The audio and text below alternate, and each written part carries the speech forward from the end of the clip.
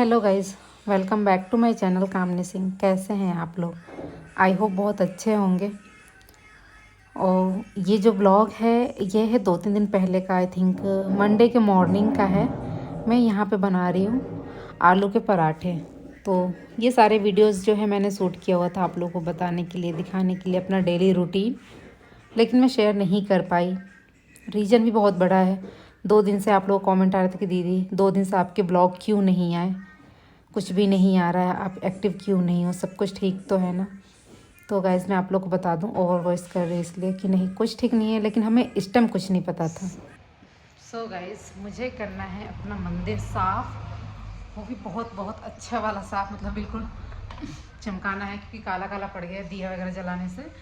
लेकिन आपको पता है स्टैंड लाऊं, स्टैंड मिला कर रख दूँगी, थोड़ा उसमें टाइम लगेगा। ओह टाइम लगे इसलिए मैंने बोला आप लोगों को। तो मैं जा रही हूँ पहले नहाने, बिना नहाए मैं नहीं छू सकती मंदिर। तो मंदिर साफ़ करना है। और पापा जी नीचे, मैं मम्मी की साड़ी वाड़ी रखने लग गई सूटकेस में। गांव से ही है तो जो भी इधर उधर है कहने लग गया जातर लिए कब मंदिर साफ़ करे अभी यही जी बारी। मैंने बोला कि हाँ मैं जा रही हूँ। और ये चूल्हा यहाँ पे इसमें दबा हुआ है और मैं सोच रही हूँ कि चूल्हा कहाँ है। चलिए नहा लूँ पहले।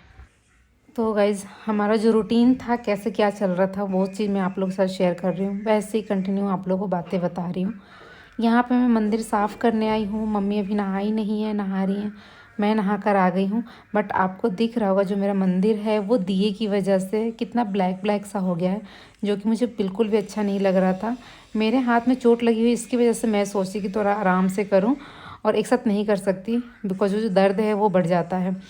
तो मैं यहाँ पे इसको साफ़ करने लग गई। साफ़ करने के लिए जो मेरा है ना मार्बल जो होता है, आई थिंक उसका मंदिर है।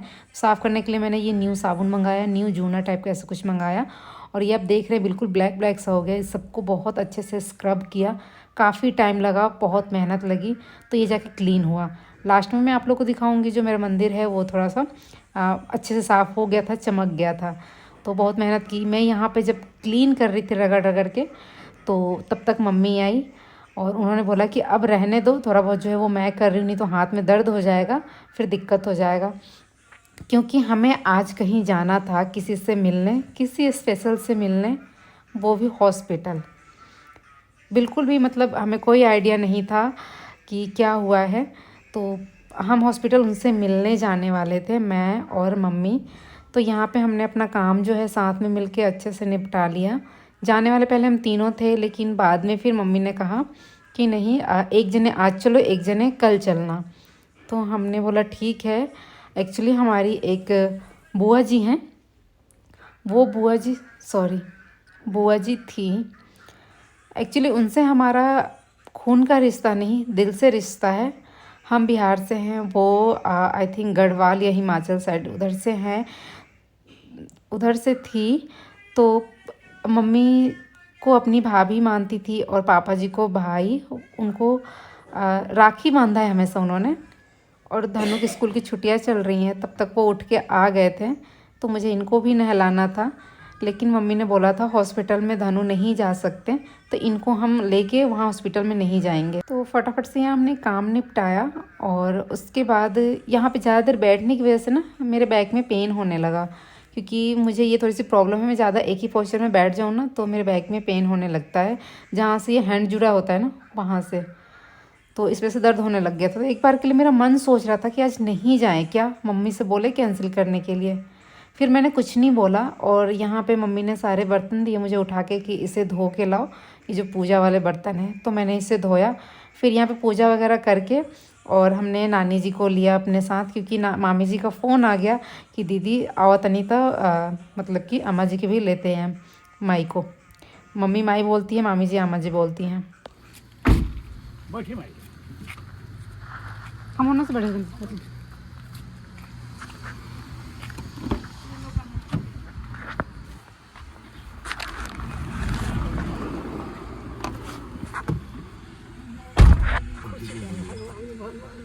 भैया बताओ। हाँ बताओ। वो आई तो ओकरा से बोलेन कि वो कमरा एक बाकी भैया 5804 काम नहीं जाना, मैं कमरा में सूते लियो, कमरा बाकी रह गई।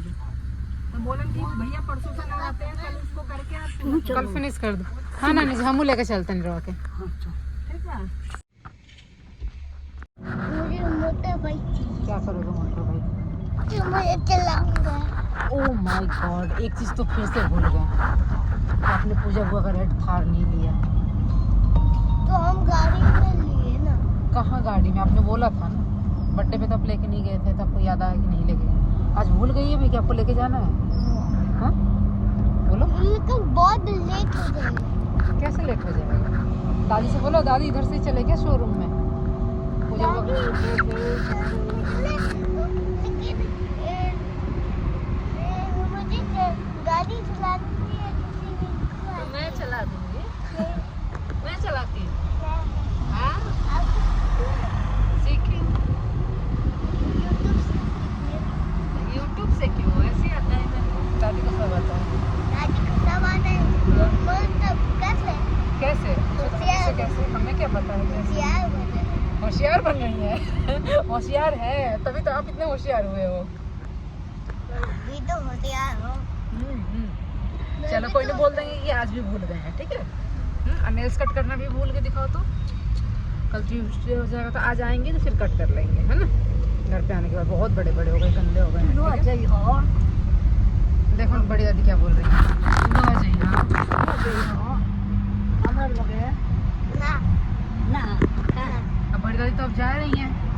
अब जब हाँ, किससे अब इतना मजाक करोगे जो करते हो? देखो देखो, बड़ी दादी वही नहीं। हाँ वहीं रहेंगे। अब दादी को परेशान करते हो ना। नहीं, जब मैं कभी आऊंगा तो मन करेगा तो मैं आ जाऊंगा। कहाँ? वो तुम्हारा चिमा मामी के घर है। चिमा मामी का जब भी मन करे बड़ी दादी से मिलने आ जाओ। बहुत बढ़िया हो गए हो। मेरी आपका घर छोटा हो गया। छानी ना देखिए हो कि कैसे सुबह की आवाज तो बहुत हाँ बहुत है ना। आज नहीं देखिए जब पूजा हो। हम यहाँ पे हंसी खुशी अपने घर से निकले हैं, धनु को भी लेके। मामा जी के घर हम जा रहे थे कि नानी जी को हम वहाँ छोड़ देंगे और धनु भी वहीं रहेंगे अपने बुआ चाचू लोग के साथ। और फिर वहाँ से हमने मामी जी को लिया और हम हॉस्पिटल के लिए निकल गए। हमें यहाँ कुछ नहीं पता था, हम तो हंसते खेलते जा रहे थे। बट मेरी मम्मी जो है ना, ये मम्मी, इनके मन में थोड़ा सा कुछ चल रहा था। वो अंदर से परेशान थी, कुछ बातें भी हमें बोली थी कि मुझे ऐसा लग रहा है कि पता नहीं क्यों, मतलब कि कुछ बुरा होने वाला है और हमारा मिलना बहुत ज़रूरी है। तो हम वहाँ पे गए तो वहाँ अलाउ नहीं था सबका एक साथ जाना। तो पहले एक बार मम्मी को और मामी जी को लेकर हॉस्पिटल चले गए और उसके बाद मैं बाद में गई अकेले। और वहाँ बुआ जी को देख के मैं सिर्फ रोई। डॉक्टर से मैंने पूछा, डॉक्टर ने बोला कि नहीं, कोई भी होप नहीं है, आप लोग बस देख लीजिए क्या करना है कैसे। ये नेक्स्ट डे का शाम का है। मम्मी सब्जियां लेके आई थी और पूजा का सामान, बिकॉज अगले दिन जो है नवरात्रे स्टार्ट है और ज़रूरी था ये सब कुछ लाना, वरना मम्मी की तो इतनी ज़्यादा तबीयत ख़राब हो गई है कि वो किसी कंडीशन में नहीं थी जाने के लायक। हम खुद इतने परेशान हो गए थे कि सब अपने अपने रूम में पड़े हुए थे ऐसे ही घर आके घर से, बुआ जी के घर से। तो हम मतलब क्या मैं आप लोग बताऊँ, कैसे बताऊँ, मुझे समझ नहीं आ रहा है। किसी की लाइफ नहीं रुकती, किसी की वजह सब कुछ चलता रहता है, लेकिन मन में जो एक कसक, एक तकलीफ़, एक जो दर्द रहता है ना, वो रहता ही रहता है। यहाँ मैं रात का खाना बना रही हूँ, नवरात्रि से एक दिन पहले सबके लिए खाना बना रही हूँ। सबका मन बहुत ही छोटा हो गया, बहुत दुखी हैं सब लोग। बिकॉज जब हम हॉस्पिटल में गए, हम बुआ जी से मिले, बुआ जी की सांसें ऐसा लग रहा था कि हमारे लिए अटकी हुई है। वो बुआ जी जिनका रिश्ता हमसे मतलब कि इतना गहरा था, छठ पूजा में भी हमारे घर आई थी, हम उनके घर भी गए हैं, आप लोगों ने देखा हुआ है। इतना गहरा रिश्ता था कि उन्होंने ही दोनों भाई का माटी कोड़ा हुआ है। हमारे यहाँ एक रस्म, एक रिवाज होता है माटी कोड़ने का। जब बेटे या बेटी की शादी होती है तो हल्दी वाले दिन ये रस्म किया जाता है। मैं उनको देखी है, मैं बहुत ज़्यादा रोई घर पे बाहर निकल के हॉस्पिटल से भाभी को पकड़ के, बिकॉज वो कब से मिलने के लिए कह रही थी हमसे, बहुत उनका मिलने का मन था।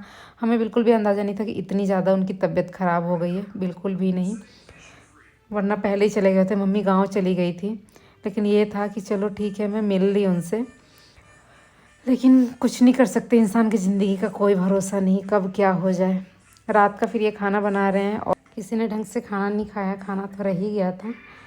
लेकिन अब अगले दिन नवरात्रि थी, हमें पूजा करना था, उन सब चीज़ों की तैयारी भी करनी थी, पूजा हम नहीं छोड़ सकते थे, तो पूजा भी करनी है तो हम उसमें लग गए। इसमें पूजा का सामान है और मंदिर अभी ये वाला उठा के इस पर रखना है भारी, क्योंकि इस मंदिर को शिफ्ट हमें उधर करना है पूजा वाले रूम में। और देखिए कल हमने जब मंदिर साफ़ किया था तो बिल्कुल साफ़ हो गया था ना, बिल्कुल क्लीन, चमका दिया था रगड़ रगड़ के, और रोज़ साफ़ होगा कैसे चमकता रहेगा। हम 2 दिन से वहीं पे परेशान थे, वहीं लगे हुए थे। पहले दिन हॉस्पिटल गए थे, फिर आए रात को 8-9 बजे, फिर उसके बाद अगले दिन फिर हम सुबह सुबह ही हम पूरी फैमिली गए हुए थे घर पे। तो सारा जो काम था नवरात्रि की पूजा की वजह से ना, वो सारी चीज़ें रह गई थी, कुछ भी नहीं हो पाया था। और आप लोगों को पता है नवरात्रि स्टार्ट होने से पहले हमें सब कुछ साफ़ करना होता है, स्पेशली किचन, फ्रिज, और जो भी थी ये गांव से सेम आया हुआ था, रखे रखे ख़राब हो गया, बिकॉज मम्मी पापा नहीं थे और हम खाते नहीं इतनी हरी सब्जी, और ये दोनों भाई तो बिल्कुल भी नहीं, तो वो जो नहीं खाते वो हम बनाते नहीं हैं जल्दी। मम्मी पापा अगर नहीं होते हैं तो उन लोगों की पसंद का ही बनाते हैं, तो इसलिए मैंने इसे निकाल दिया। फिर मैंने फ्रिज साफ़ किया, लगाया, सब कुछ अरेंज किया, फिर किचन साफ़ किया, मम्मी ने भी हेल्प की। और उसके बाद हमने नवरात्रि का पूजा जो करना था, आप लोगों ने देखा नवरात्रि वाले ब्लॉग, तो उसमें आप लोग कह रहे थे कि आपकी आइस सूजी कुछ हुआ है किसी की, ऐसे ऐसे करके आप लोगों ने लाइन दिया था, बोला था, इसलिए मैंने सोचा कि मैं ये ब्लॉग आप लोगों के साथ शेयर कर लेती हूँ, बता देती हूँ इसी ब्लॉग में। अदरवाइज़ नहीं सोचा था कि ऐसा कुछ बताना पड़ेगा जो भी, लेकिन अगर हाँ ऐसा कुछ है तो शायद मुझे बता देना भी चाहिए। तो बुआ जी के लिए हम इतने दुखी थे और परेशान थे। बस कुछ नहीं, किचन वगैरह साफ़ हो गया, बस चूल्हा रह गया है, चूल्हा जो है उसको साफ़ कर लेते हैं।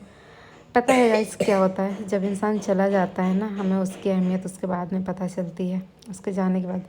वैसे तो किसी के भी जाने से किसी की ज़िंदगी नहीं रुकती, लेकिन जब तक वो इंसान रहता है हमें इतनी फ़िक्र नहीं होती जितना उसके जाने के बाद हमें ऐसा लगता है कि ओह काश ऐसा होता। मेरे मन में सबसे ज़्यादा दुख इसी बात का है कि मैं उनसे मिल नहीं पाई और वो मुझसे मिलना चाहती थी। बहुत बार बोला था उन्होंने मिलने के लिए और मैं नहीं मिल पाई, नहीं जा पाई।